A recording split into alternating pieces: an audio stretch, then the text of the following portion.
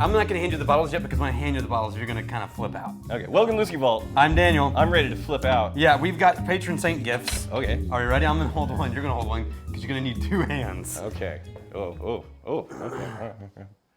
Whoa.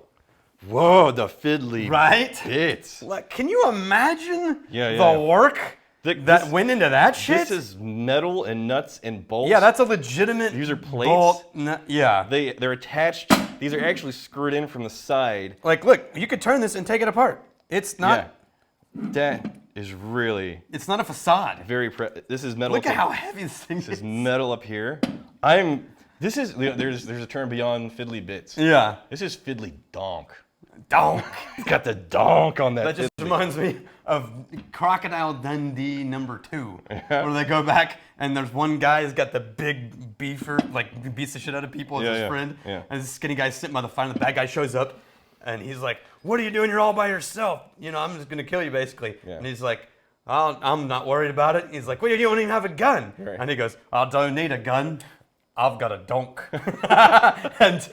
And the guy goes, "A donk? What's that?" Yeah. And this big guy steps out of the woods and he goes, Yeah. "I'm donk." And Perfect. He goes, wham! And he hits Perfect. him on the head. Yeah. This is fiddly donk. I don't need a gun. I've got a donk. Very few bottles achieve fiddly donk. Yeah, this is one of them. Yeah. Damn. Well, all right. okay. That's impressive. These are gifts from patron saints Jason and Eric Sowder. I'm intimidated to clank these. I know, right? Jason and Eric Sowder, you're a patron saint of whiskey. Gently.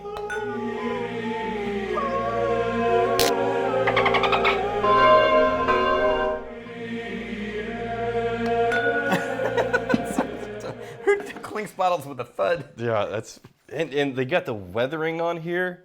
Like you got this blue recessed. It looks legit old. These guys are not far away in Detroit from the distillery we had yesterday. Okay. Different distillery called yeah. Rustbelt, right? Yeah. They did everything. So look at these like hubcap shit up here. I don't know. It says bottled by. Okay. But on their website it says every one of our products is distilled, bottled, and aged right here. Okay. So they just weirdly chose bottled by. I don't know why they did that. Yeah. Honestly, they probably put so much attention into the donk. Let's save that one. They just completely spaced on the label. Yeah. Okay, so When you're that fixated on the donk, how do you pour this?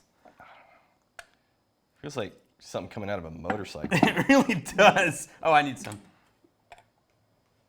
Okay. Like, I feel like instead of pouring this, I need to, like, do the hose. Siphon it out. Yeah, siphon it out like a car engine. All right. Okay. I can't put that. I'm not mad at the nose. Okay, this is just a bourbon. A straight bourbon, 43% and at least 2 years old. Right? What am I getting here? Is that some kind of like a toast or a Whoa, that is Pier 1. like a cracker? Wicker chair. Wicker? Yeah, but like with a potpourri basket. Yeah, what kind of potpourri? There's like dried pears and cherry potpourri. Yeah, and those really tall flower stems with the blue leaves on them. Yeah. Yeah. Yeah. That's not a bad nose though. It's definitely. No, Here's the thing. With that much donk on a bottle, I would think this has got to be like a big, hefty, aggressive whiskey. It's kind of middle of the pack in terms of flavor intensity. It right? is. It's not super watery and light. It's not heavy-handed. It's kind of just right down the middle. There's definitely flavors, and I am kind of relieved that these aren't super basic, overly familiar, traditional flavors. Right. They're It's definitely MGP. yeah, they're definitely whiskey flavors. If you've had a lot of whiskeys, you've probably had similar flavors before, but they're not super common. So that, for me, it works with the bottle. It's a very uncommon bottle design. Yeah, which so I love. weird. I kind of hope that I love this. I know, right? Just because it's insane. And I mean, how often have you seen a bottle that looks amazing? Obviously, they went all in on bottle design. And that's all they and went then all in and then on. you taste it, and then you realize they were trying to compensate for the whiskey with just an elaborate design. This is like the tequila bottles shaped as machine guns. yeah, which I mean, it's kind of great though.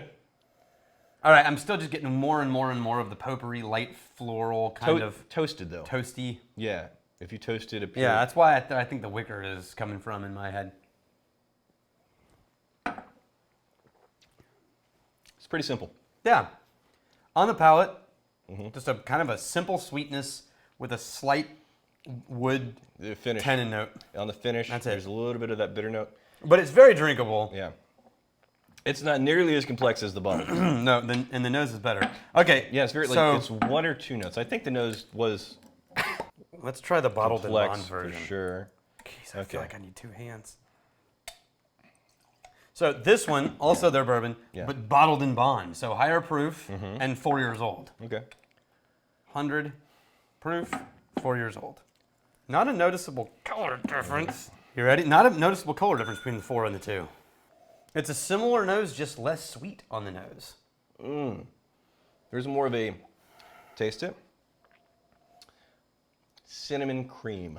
That's the added note. Oh, and it's of this. Oh one. yeah, it's like horchata. Yeah, I actually like that. I like this a lot better. Yeah. That cinnamon cream, man, that works. That's new. I don't know that I've ever had a bourbon. Yeah, with that. With the cream cinnamon combo so strong. Yeah.